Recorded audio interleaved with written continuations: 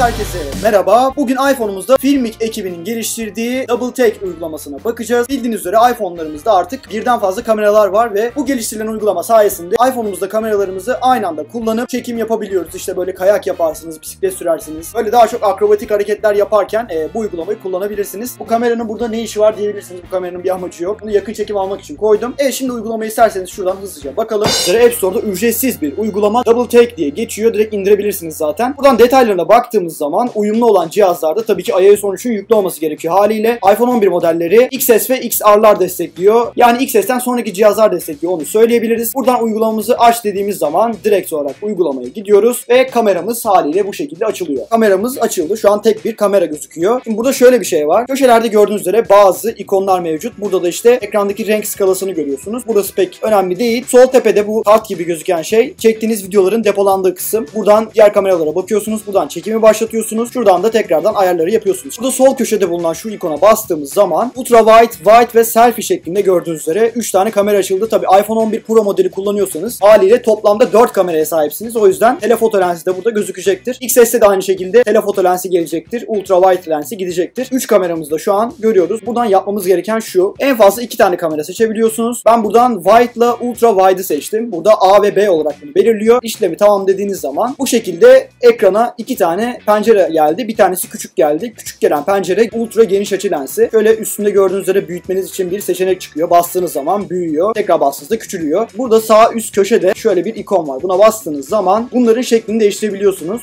Şöyle yer değişti şu anda. Split screen dediği gördüğünüz üzere sağda ultra geniş açı lensini, sol tarafta da normal lensi görüyoruz. Tekrar bastığımızda böyle üst üste iç içe giriyor. Bunun böyle yerini değiştirebiliyorsunuz. Ayarlayabiliyorsunuz. Selfie lensine bakalım isterseniz. Ultra wide'ı iptal edelim. Selfie'yi alalım.